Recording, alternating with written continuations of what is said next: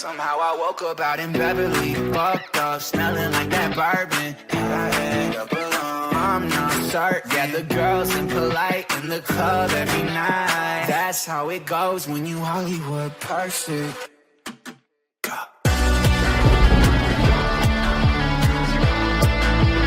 Hollywood perfect. Wagwan people, Lumanny here, back here, another episode of the Aston Villa Save here on my channel. Today we are starting off with an incredibly tough start away at Anfield to Liverpool. We then have a Carabao Cup game, against Arsenal.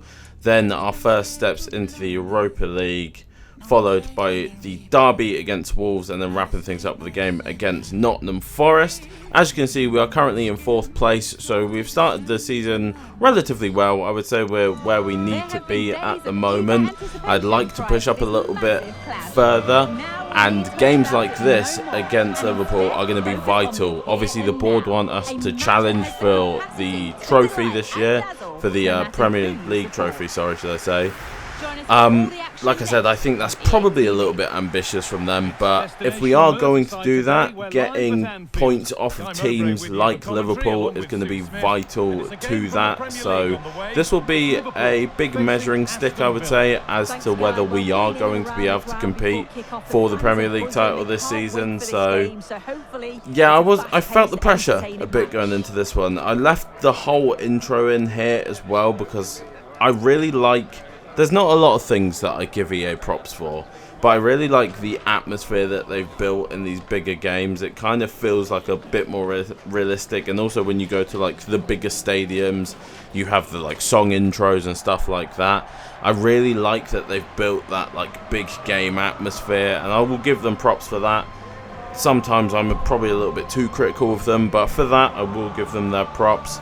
But yeah, we are away at Anfield in this one. Big important game to see how our season's going to go forward, and I can say that I wasn't overly confident going into this one. Obviously last season, I'm pretty sure both times we played Liverpool they absolutely took us apart, so I was a bit scared, and when I saw the changes that they'd also made to their team, I was even more scared. So they still have the general what you would think. They've got Reinildo now, Morton and Endo in the midfield, but Victor Gyökeres down the middle, flanked by Chiesa and Diaz. Obviously we know they let Salah go. That scared the life out of me, if I'm honest, because he is a prolific goal scorer. Our team is pretty similar to the teams that we were playing last episode. Doughty at left back for the injured Maatsen. Same front three. Xavi Simons sat in behind. Still not quite clicking on all cylinders with Xavi Simons yet. Hopefully, as the season goes on, he'll become a bigger and bigger part of our team. Early on though, we do nick the ball back, find the ball to Doughty. He finds a ball to Ansu Fati, and then a pinpoint perfect cross from Ansu Fati finds Bailey on the other side cutting in, and he volleys in to the back of the net. It's a perfect start for us away at Anfield. Early goal, 6 minutes in. This cross is just incredible from Ansu Fati. Puts it just behind Konate so he can't turn and clear. Floats straight onto the foot of Leon Bailey. He volleys in. 1-0 lead. Not something I expected to happen, especially as quick as it happened as well. Pretty much directly from kickoff we won the ball back, went forward. But yeah, nice early lead. Things from here would shift gears a little bit, and Liverpool would start to give us a bit of problems. Wagnerman gets beaten really easily by Luis Diaz here. Doesn't have any help for a while. Danto doesn't close the area that Gyökeres runs into. Luckily the shot is saved by Emi Martinez. So Boslai then will come forward, rolling Luis Diaz. It's a poor shot from Diaz, and strike from outside from Gyökeres, but a good double save from Emi Martinez, keeping us in the lead. Then Liverpool would swing in the corner, and it would find the head of Gyökeres, and I don't know what it actually eventually came off. A combination of the post and Emi Martinez keeps us in the lead. And then surprisingly, we find our way down the wing after sustaining a bit of pressure. Ansu Fati rolls the ball inside to Ollie Watkins, and out of absolutely nowhere, definitely against the run of play, we are 2-0 up over Liverpool. I did not see this coming. When they was putting sustained pressure on us, pretty much every attack since we scored had been Liverpool's. I was like, it was only a matter of time before they score a goal. But no, it's actually us that managed to score the second goal, and it relieved a lot of pressure on me because I was almost certain, like I say, that we were going to concede. But getting the second goal gives us a big foot to go forward. Obviously, it's only 28 minutes into the game, so I don't want to get too ahead of myself. But yeah, good start for the game for us. You always know that when the highlights keep running, something is coming. It's a great passing move from Liverpool from kickoff. Danso somehow can't knock Chiesa off the ball, and then that leaves a space for Gyökeres to just wander forward into, poked through to him by Chiesa, and then it's an easy finish for him. I really thought Kevin Danso was going to win that. I didn't want to slide with Pau Torres because I didn't want to risk a red card in that position, but unfortunately Liverpool do get a foothold in the game. But as you can see, it's still rolling, which means something's going to happen. Just kidding. Then it would shift again, all Liverpool attacks. We were getting the ball and going forward, but we weren't really doing anything with it. However, every single time they came forward, they seemed to find spaces. They were very patient on the ball, found the extra man. Emi Martinez again, absolute superhero stuff from him so far in this game, because we could easily be 4-2 down at this point.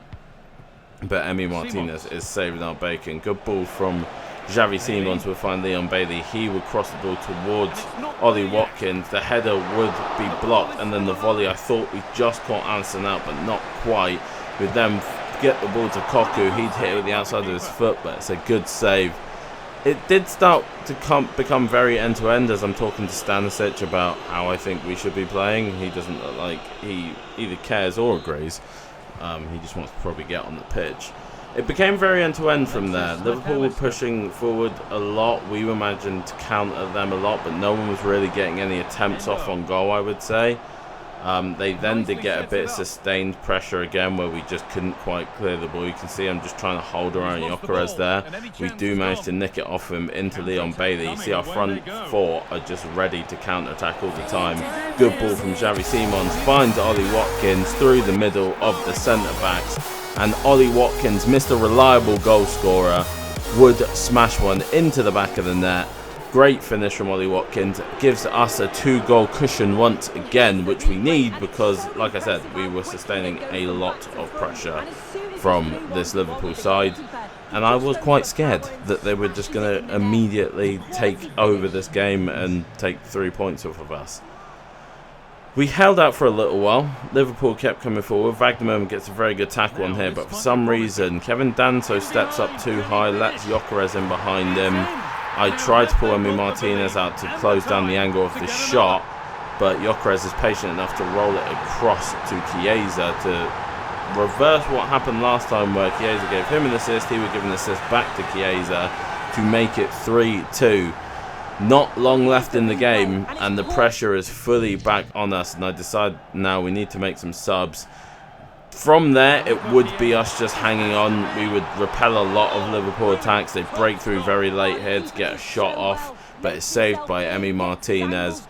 Late corner, you can see it swinging in. Kanate gets the header. It's saved by Emi Martinez again. We do clear, and that would be it. An absolutely huge result for us at the beginning of this episode. 3 points away from home at Liverpool.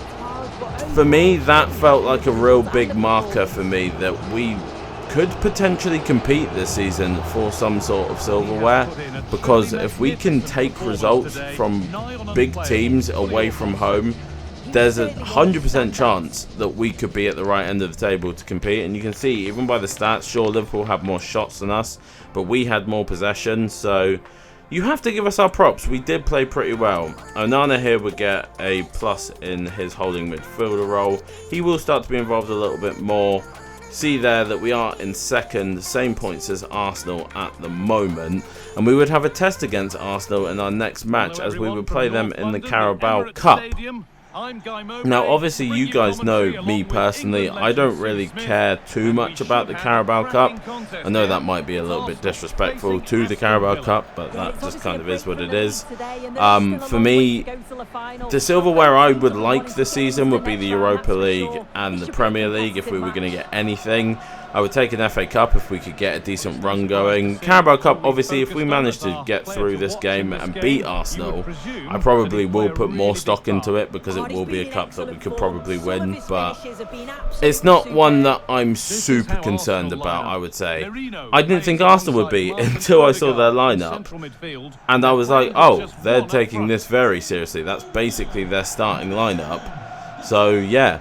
I rotated a bit. We still have some of our starting lineup in there, but I did rotate a fair few players. And we have decent depth now, so I'm not saying I put out like the B team or the kids team or whatever.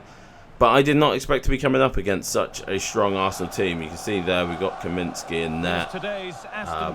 We have Kobe Mainu coming in. Onana, Bissek's playing this one. I think Matt Cash was playing on the right. Morgan Rogers.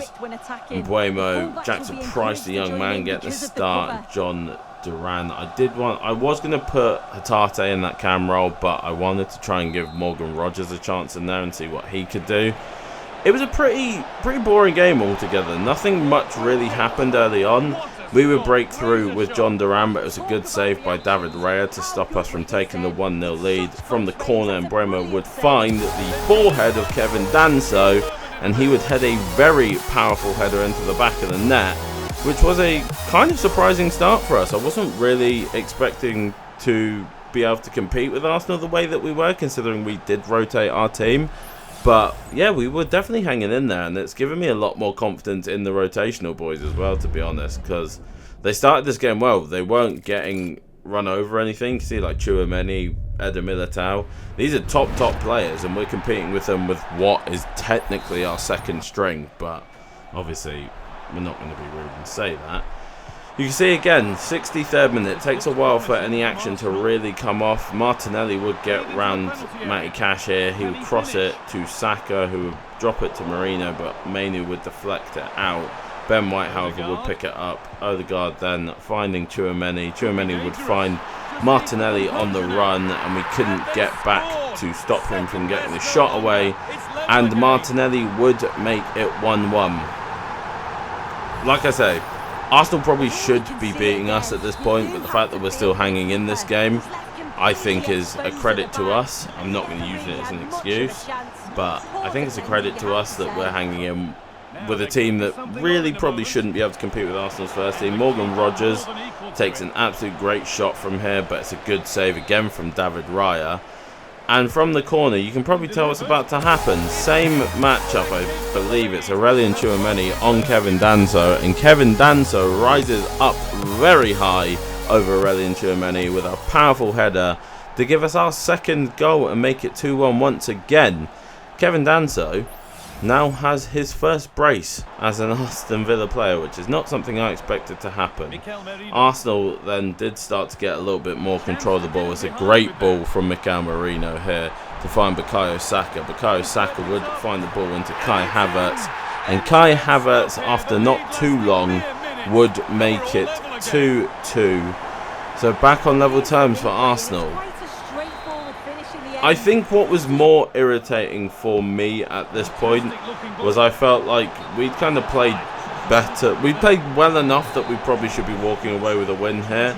Arsenal just had the talent on the pitch, I would say, over us, because obviously, like I said, we're using a rotated lineup.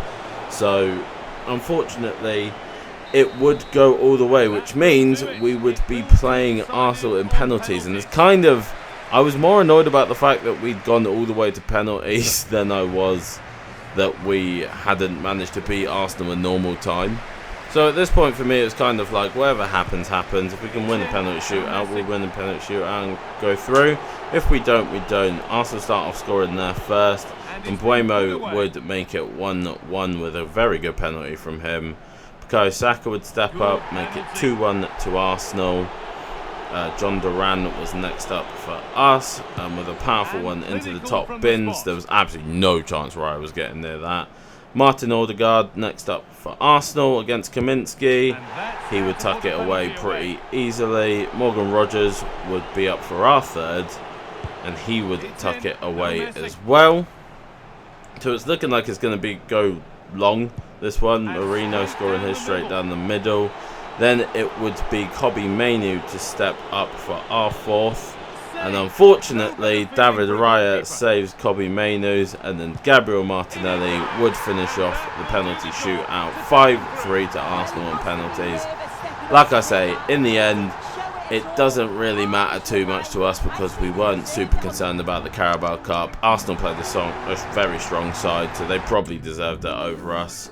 It is what it is. We move on to the next game in the league, which is the derby game against Wolves. 3 very tough back-to-back games for us, I have to say. Liverpool, Arsenal in the Cup, and then, especially with the team that Arsenal played, and then Wolves at home.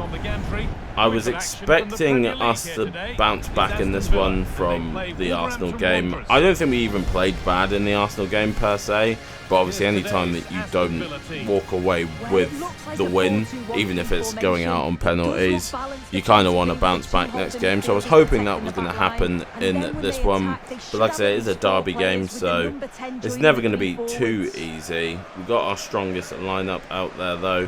I was kind of expecting more from Xavi Simons in this game. Like I said I think I said it in the prior episode, he kind of hasn't had the impact on the team that I thought he was going to have. I'm starting to think that the cam role in the 4-2-1-3 is a bit tougher to play than the normal cam role, and it kind of takes a kind of different player, but I think he could definitely learn to play it. Early on in this one, we did have a lot of control of the ball. Koku goes through here, but it's a very good save by Trubin to keep things level at 0-0. Wolves were giving me a tougher game than I expected, I'll be honest. They stepped up a lot more, obviously because it was a derby game. It's a good cross from them here, and it's just about saved. I think it's from Duro's header by Emi Martinez. He just about pushes it over the bar. They then whip one in from the corner, and it's another save from Emi Martinez. Being an absolute hero in this game so far is Emi Martinez. But yeah, they were giving me a much tougher game than I expected. Dorgu here manages to cut inside. I didn't expect him to be able to get that shot off, but we don't manage to get a block on it, and it flies into the side netting. And probably somewhat unexpectedly, Wolves would take the lead over us away from home. It's not something I expected to happen. Like I said, they were playing pretty well, but I thought we would manage to crowd that shot out. Doesn't turn out to go that way for me, and we are 1-0 down. So my plan of bouncing back from the Arsenal result, not really happening so far. Xavi Simons would start to get on the ball a bit more here and move things around. It's a good ball from Koku then into Watkins. Watkins would then play it back to Koku, and Koku would make it 1-1. So a little bit of salvation for us. Not been the greatest game by our standards, I would say. We're not really having the attempts that I think we should be having, but we were playing decently on the ball. We just weren't making it count for actual finishes. Basically, I decided to make some changes here and bring Leon Bailey off from Buemo. I think I decided to change Wagnerman as well because he gets tired. So Matty Cash will be coming on here. Matty Cash still getting a decent amount of football, I have to say, because Wagnerman doesn't have the greatest stamina of all. But yeah, that would be how the game would finish. It would be a 1-1 draw in the derby, which is not disappointing, I wouldn't say, but I definitely expected us to score more and definitely expected us to get 3 points. You can see by the stats here, it was a pretty even game overall, so you have to give props to Wolves. They gave us a very tough game. We do stay in third with that one. We slip slightly further away now from Arsenal and Brighton, who are still undefeated at the moment. We're still undefeated, but we now have 2 draws to our name. But yeah, only 2 games left in this episode. The next one would be our first steps into the Europa League against Slavia Prague, I believe it is. So I was looking forward to that. Ian Matson would now be returning from injury. Matty Cash was saying that he wanted to play even though Matson was coming back, and I was like, you don't play left back though. But yeah, that's not really that important. But anyway, enough rambling about positions. Into our first Europa League game up against Slavia Prague in Prague. I was looking forward to stepping into the Europa League because I thought this is definitely a competition that is winnable for us 100%. But also the weird thing about the Europa League is it's very easy to slip up in. And you can get knocked out by a team that you weren't expecting to get knocked out by. It's happened time and time again in real life where you see a team get knocked out by a team that you wouldn't expect them to. Slavia Prague were playing 3-4-3, so when I saw that, I was quite confident because I was like, if we can put our attackers on their centre-backs, that's a full game of 1v1s for them, and I don't think that they have the quality to cope with that. So I would say that seeing their lineup, that's where my confidence came that we definitely would be able to walk away with 3 points in this one. I really want to win the Europa League this season. I thought last season in the Champions League, if we hadn't had such terrible luck with the goals that we conceded against Real Madrid, that we probably could have found ourselves in a final. But Real Madrid just had the quality and they were just scoring goals at the right time. Knocked us out pretty easily in the end, to be honest, so I can't complain too much. But the Europa League for me feels like a very winnable competition for us. We just hope that we don't have to we don't have the misfortune of finding one of those banana peel teams. 3 minutes in here, we break through 1-0 to us very early on, and that was very nice for me because I felt like that pretty much gave me the certainty that we were going to be able to get through this team almost every single time that we managed to get a counter-attack going. Just be whether we finished our opportunities, which we haven't been too bad with. I'd say we've had a couple opportunities here or there, but as you can see, it's pretty much the one-on-ones all over the pitch. The centre-back out wide can't come in to close Ollie Watkins because they're both on the wingers that we've got going forward. They do get a risky free kick here from a very dangerous position. And this one scared me a little bit because I didn't know the free kick stats of any of their players. Luckily for us, it does come off the wall and deflect straight into the hands of Emi Martinez. We then get it down, start playing around them pretty easily. They didn't really press us too much. Koku had like free reign in the middle of the pitch. Finds the ball to Onana. He whips one out to Philogene. Philogene rolls one through to find Xavi Simons. And with the outside of the foot, Xavi Simons would tuck one away into the back of the net. I think only his second goal for us so far this season. I was really hoping in this game that Xavi Simons would have an absolutely massive game and that would give him some confidence as the launch pad to go forward and kind of augment games a bit more.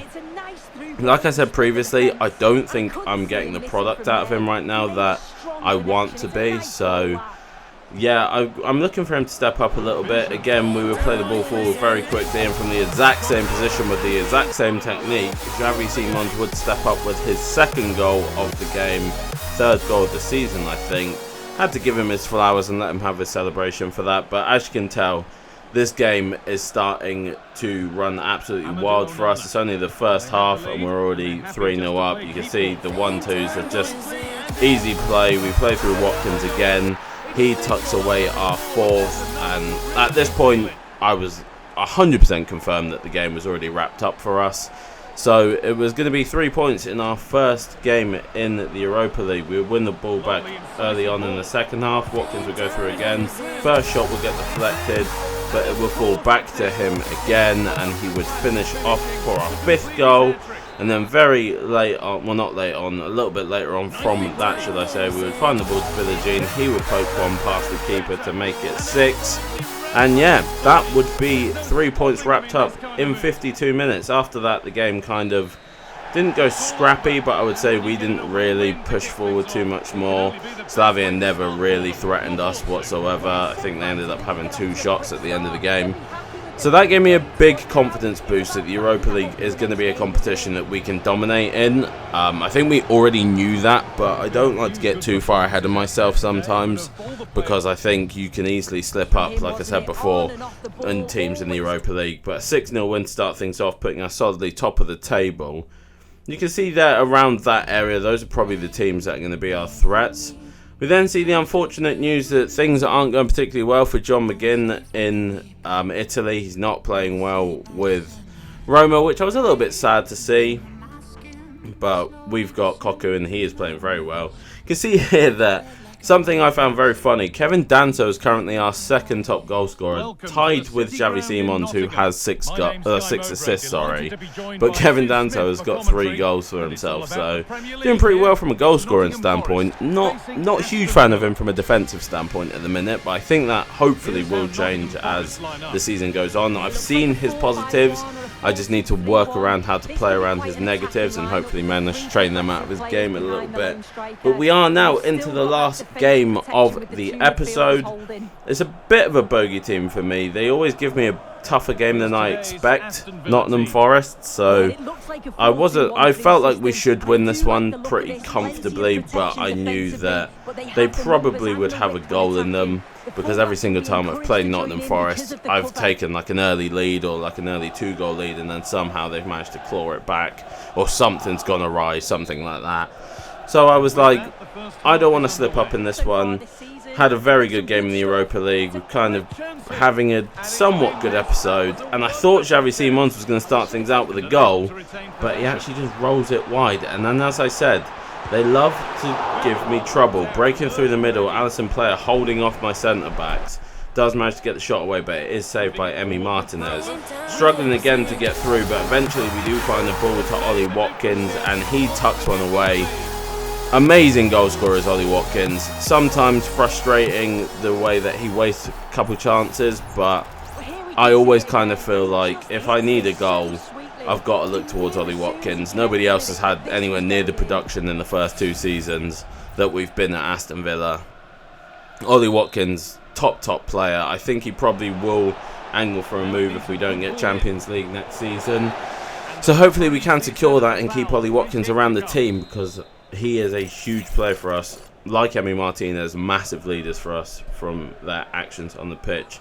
I put this highlight in because I just found this hilariously funny, and I don't know why. We get a free kick here with Leon Bailey. I tried to whip it to the back stick to Koku, and Koku goes for the overhead. I didn't tell him to do that, and I don't know why he did that, because there was absolutely no chance from that position he was ever scoring an overhead, but he went for it anyway. We were pressing Forest really well. We win the ball back up high here. Ollie Watkins finds Leon Bailey, and Leon Bailey finds the back of the net to make it 2-0 going into half-time, which is exactly what you want, really. Don't know what happened here with the camera. It seems to have gone behind a stand or something and just decided never to come back out, which is a little bit weird. But yeah, very, very nice press from us. Very good bit of play to win the ball back and get through. Leon Bailey with a pretty simple finish in the end. I'm not going to oversell it too much. It was 1-on-1 with the keeper. Easy finish. But yeah, very nice start for us. Xavi Simons here looked like he might get another one off. Actually, it was quite impressive that he managed to get the shot off there, because it's a very tight angle in the end, but didn't manage to finish it. Koku would then pick it up and go for a power shot, but it was a pretty bad power shot in the end of things. And then the game kind of slowed down, went a little bit messy. I was disappointed with Danso there because he didn't read it in the first place, and I tried to get him to do that barge that he tried to do on Chiesa to move the player out of the way so that he can get to the ball. Instead, what he decided to do was kick the man in the leg and give away a free kick and get himself sent off. Not really sure why he did that, because I wanted him to shoulder barge and try and move the player aside so that he could sprint onto the ball. But yeah, Kevin Danso clearly had different opinions to me. Would be a free kick from Forest then that they would strike towards goal, but unfortunately for them, it would fly over. Fortunately for us, obviously, things then would shift to pretty much all attacks from Forest. We were sitting in trying to control things.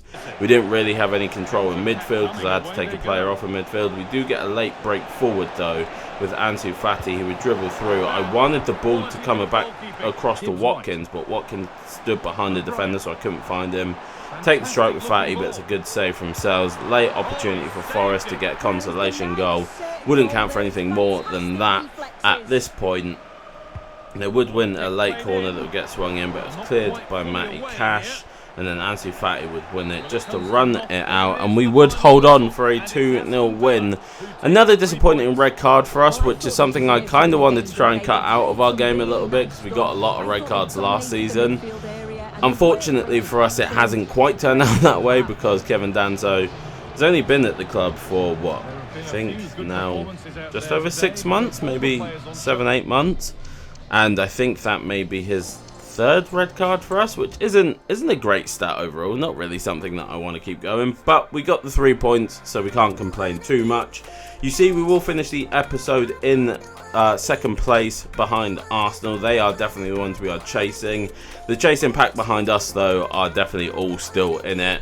And we will wrap things up as we very often do with our youth scouting. We do find some pretty impressive looking prospects from this round of youth scouting.